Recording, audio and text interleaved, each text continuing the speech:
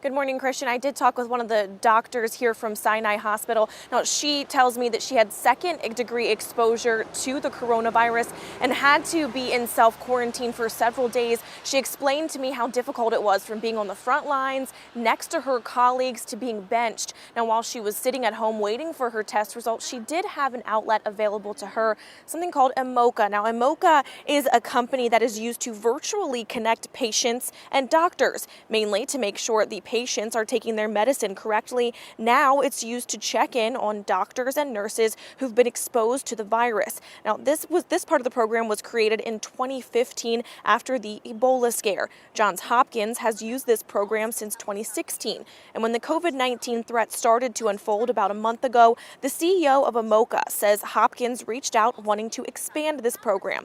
That's when LifeBridge Health joined in. Now, Dr. Mariah Norby says she's grateful she had someone to lean on while she was quarantined.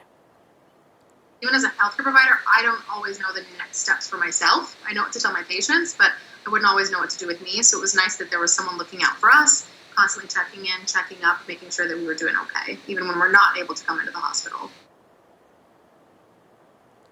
So here's how Omocha works. After someone is exposed, like Dr. Norby, the hospital notifies Omocha and then they contact the doctor or nurse. For at least 14 days, they have to do a virtual checkup using the app. They take their temperature each day, and then they just check up on the person to make sure they're mentally and physically all right. And luckily for Dr. Norby, her test results came back negative, so she was able to come back to work. And she is one of thousands who have done these virtual visits. And the CEO of Omocha says they are just going to increase as this virus becomes more rampant.